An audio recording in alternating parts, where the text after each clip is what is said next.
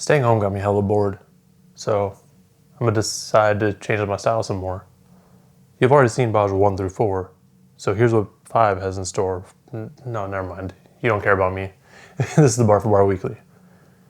It's for the week of July 3rd, 2020.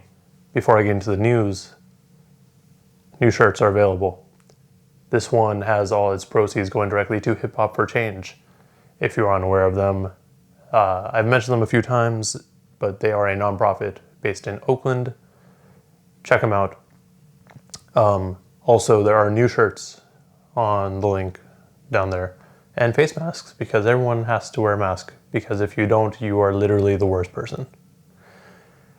With that said, there's also links in the description for petitions you can sign and places you can donate to. So do your part if you can. Let's get into the news. We're going to start off with some more random news first. First bit of random news. Bryson Tiller has graduated from high school. Congratulations. Dr. Dre and his wife are getting divorced. And unfortunately, Dr. Dre did not have a prenup. So he's about to lose some money.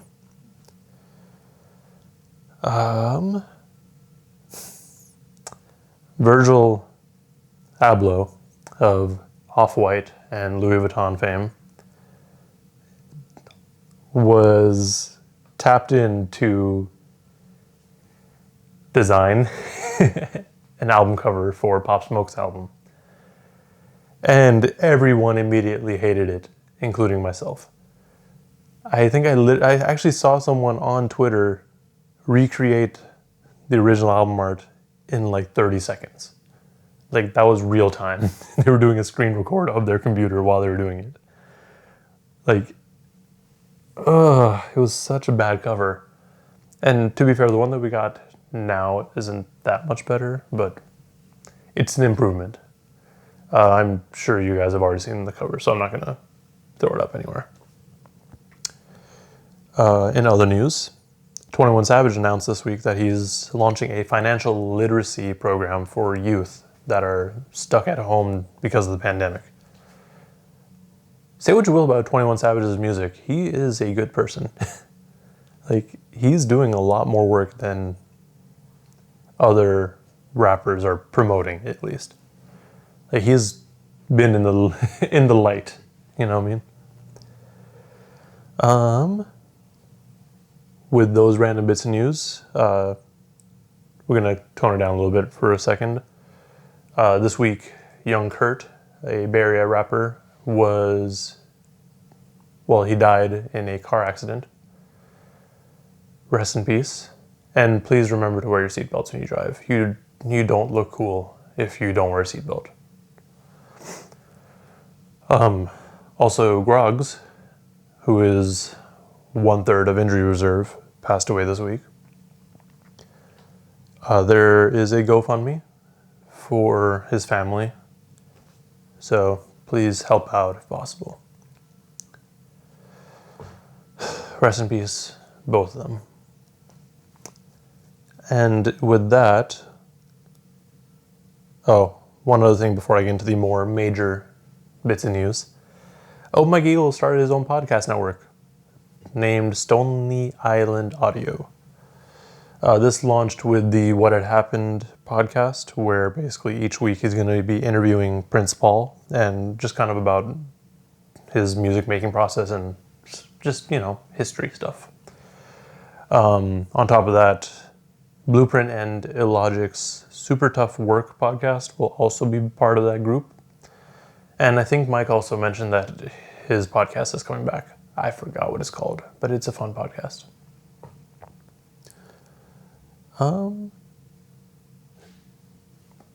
Earlier last week, actually, during the West Day Ever, Kanye officially dropped the video for Spaceship.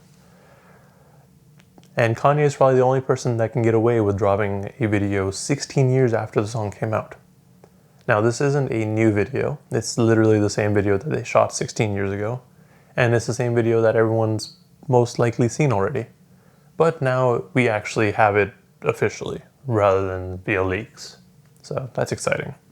On top of that, Kanye this week dropped Wash Us in the Blood, which is a weird mix of Yeezus and Jesus is King, I feel. It's cool though. Check out my breakdown of it if you haven't already. Another news thing. The BET Awards happened. I had words to say about it. Check out the podcast. But one thing I didn't touch on was that Griselda doesn't seem happy with Shady right now. More specifically, West Side Gun doesn't seem very happy with Shady because they were nominated for Best Group. Obviously, they didn't win because the Migos is somehow still relevant. But Griselda didn't win. But before that, he basically he tweeted out and said that it felt like Shady wasn't really supporting them in this. And that kind of sucks because, well, actually, I mean, it sucks because, yeah, you should be supporting your label, but also it's kind of on brand for Shady, I guess. I don't know what that means for them going forward. If Griselda is looking to get out of this deal and just put out music, I don't think they have a problem putting out music. Hell, I mean, we can't really go 2 weeks without some sort of Griselda project or music, so I don't know what that means. We'll see though. Now to the major news. DJ Akademiks is making a goddamn fool of himself. So this all started with Freddie Gibbs. Freddie Gibbs had tweeted something along the lines of, "If you on Crime Stoppers, you a snitch." Cool.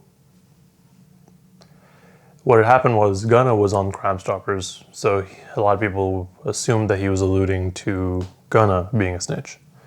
And Akademiks, in his typical Akademiks fashion, took this and, just started wilding out. On Everyday Struggle, he said to Gibbs, because Gibbs is constantly saying these things about Jeezy, but so he says, "If Jeezy is irrelevant, Freddie Gibbs, you're absolutely irrelevant," which is a statement that couldn't be further from the truth. Freddie Gibbs is probably way more relevant than Jeezy has ever been. Anyways, to this, Freddie responded, "I'll give a bad bitch $5,000 if she admits that she slept with Akademiks." I don't think there's been any response to that since he posted that. But because of that, Akademiks just started going on this weird tirade where he's like, "Oh, I'm so much better than Freddie Gibbs." Like, no, dude. Nah, relax. Like, he was trying to say something like, "Oh, my house is so big." And then Freddie Gibbs was like, "Nah, bitch. My son's room is bigger than your house." And basically, Freddie's just kept trolling Akademiks, which is the funniest thing ever because Akademiks is just such a dummy. Like, he's just going into it, and he's part of this internet culture that makes this sort of bullshit up, and he's just falling for it. Basically, what ended up happening by the end of it, and what's just the best thing ever, is Freddie Gibbs said that Akademiks is built like a Teletubby. And that pretty much ended, ended everything. Like, Freddie Gibbs won this beef. Because now he is selling a shirt with Akademiks as a Teletubby on it.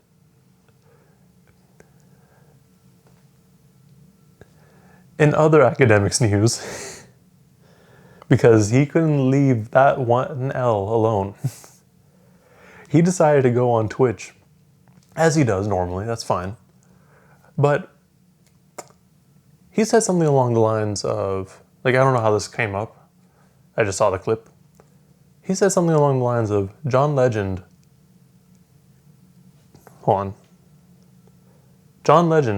don't have your bitch dissing me. which was directed directly to Chrissy Tiegen, if you aren't aware who John Legend's bitch is.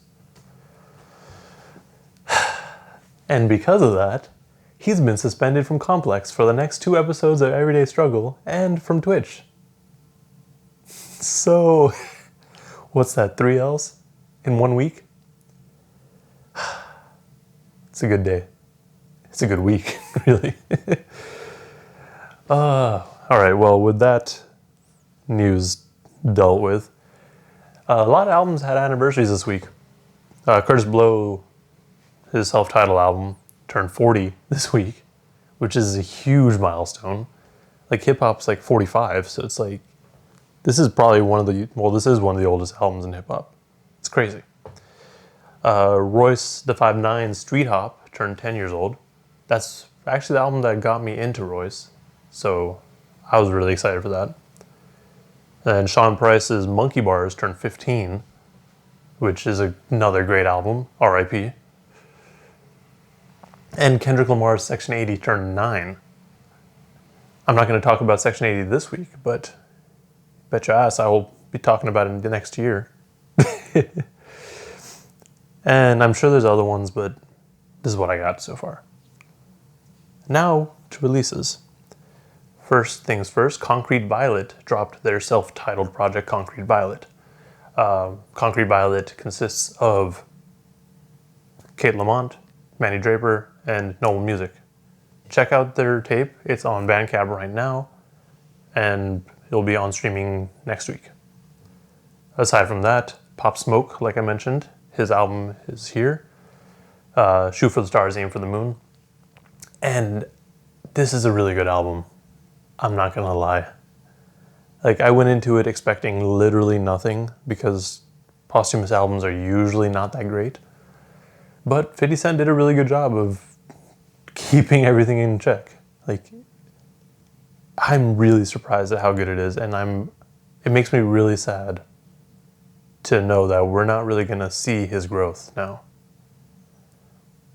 But anyways, West Side Gun also dropped his album Fly God is Awesome God 2.